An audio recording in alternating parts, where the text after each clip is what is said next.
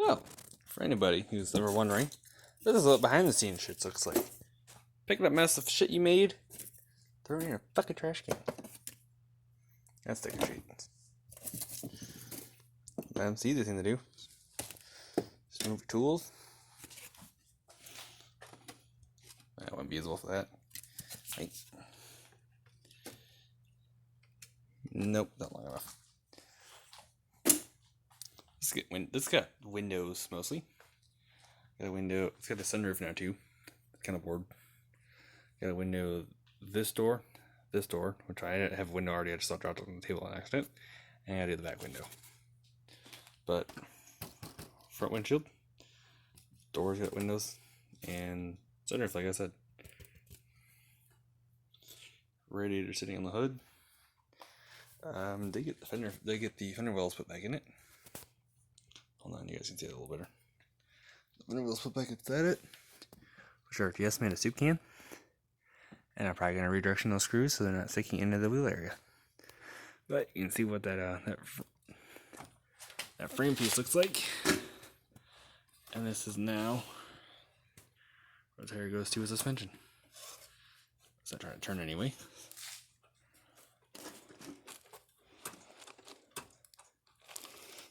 But the sway bar is quite stiff, so I'm actually gotta give it effort to move it.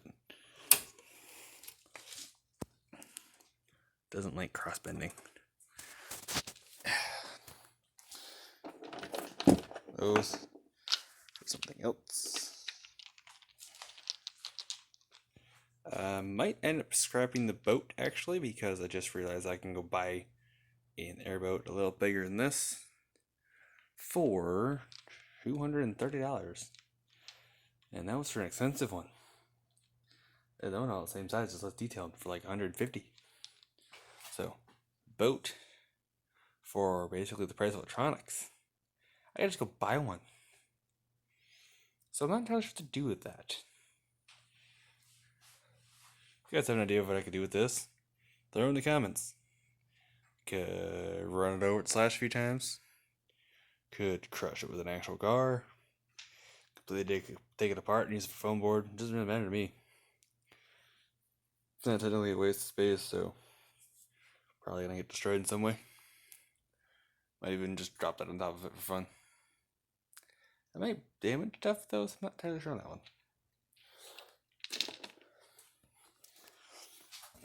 I'm in a mess. I'm gonna find shit today.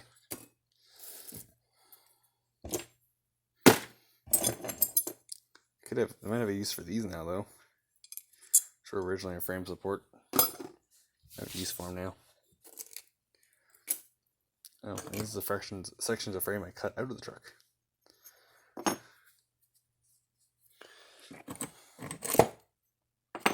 Don't look very big, but that's a finger. I don't have small hands. If I had tape measure, I'd actually show you guys like a real scale with this truck. Or if I had a way to, I would just lay on top. I would just lay on the ground next to it. Just ridiculous. And there. Minutes later, my general work area is clean.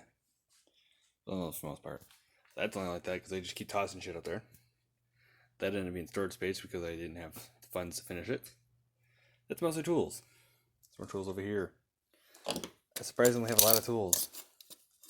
And half these are not tools you've probably used for shit like this, but I did anyway. Ow, that's my finger.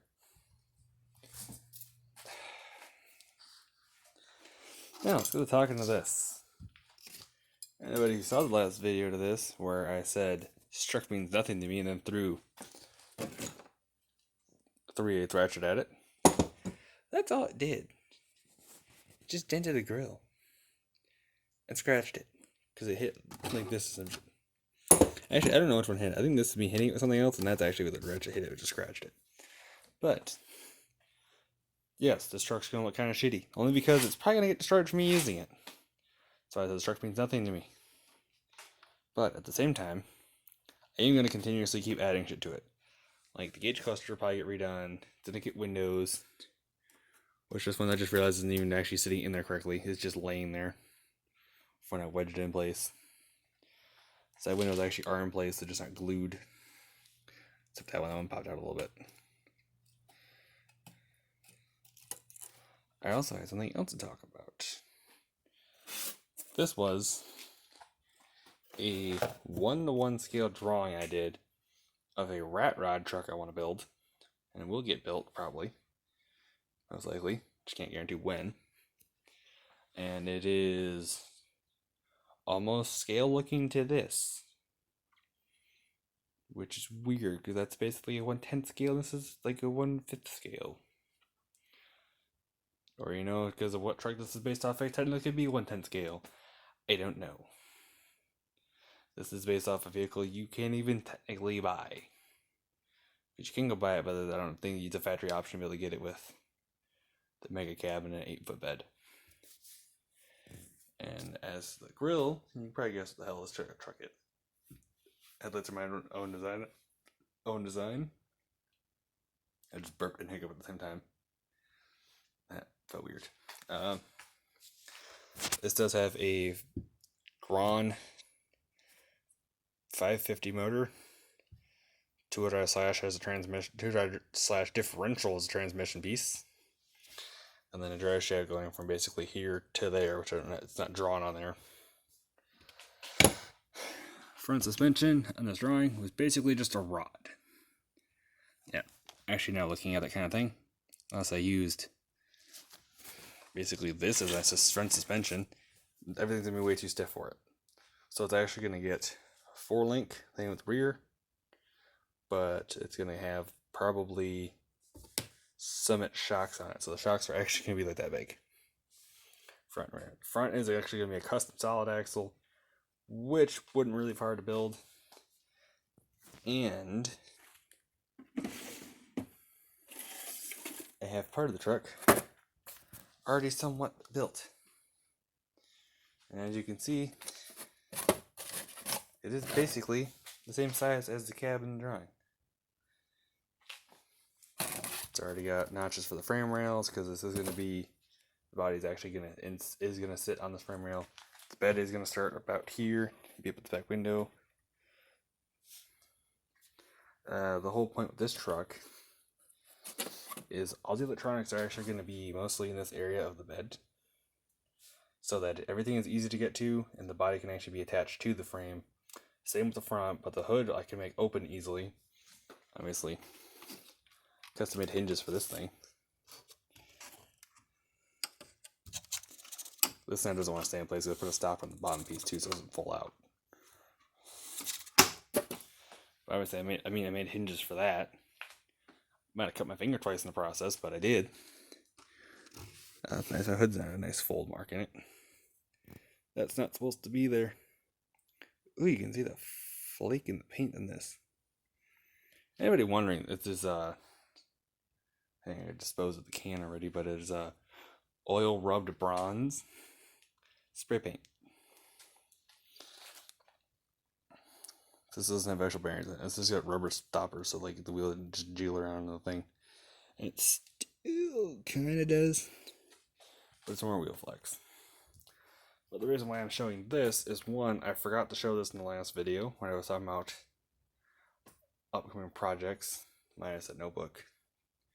This truck's going to have the same rear end as this, which is obviously not dualied. It is a 10 scale rear axle. And the front is going to have the same setup this has, but it's going to be solid, non-driven axle. Kind of like what most people do with rat rods. Because most of them based off a vehicle that came with a solid, non-driven axle. But it's going to be a 2-piece with the servo mounted to it. And while part of the roof is notched off, it's not much taller. It's like maybe here in height with the roof. It was like this thickness all the way around. It's got wider in the back. That's probably going to have an interior tub, mostly because the drive shaft is going to start like over in here. That one I might actually have a 3D engine cover made for, mostly because it would fit. The 550 motor's not very big, as you can see with the slash here. That might even be a 775 motor I drew on there, but that wouldn't work with the slash due to the gearing that comes with those trucks.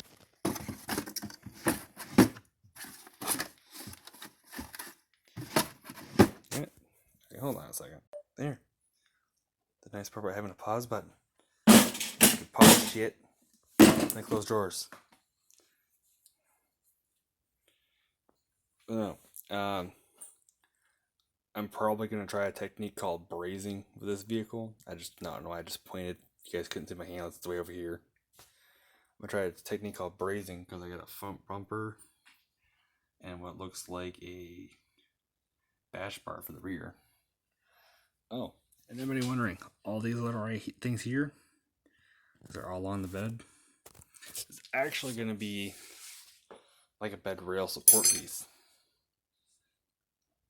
This just randomly fell on its own. It's going to be your bed rail support piece. It was just kind of easier to draw it like that. Also, anybody wondering, this is a mountain bike shock. I don't know the hell I'm going to use it on. It's just when I was getting rid of the bike because the thing was a piece of crap. I kept that and the cantilever brackets to it. Oh, it do have a drone. Bugs, I lost the battery pack to it in the process of moving at one point. That's probably just going to use for parts. That was actually might be what you use for parts on that. I hadn't decided yet. Actually, that's about perfect size. Should see the motors in there are waterproof. It would work perfectly. Oh, I also have skis that go on the front of this in the winter, but they're kind of annoying because I hit a bump just right, it just flips them over.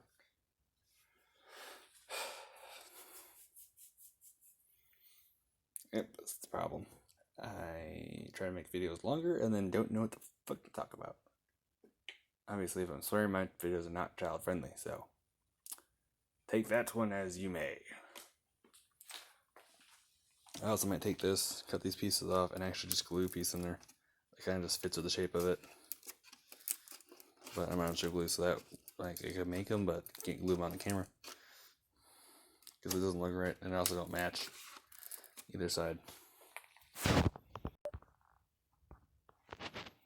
I'll turn the flashlight back on, and as you can see, I made a piece that go on this side already.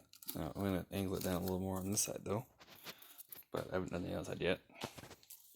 But as you can see, it does have a bit of a step from the fender itself.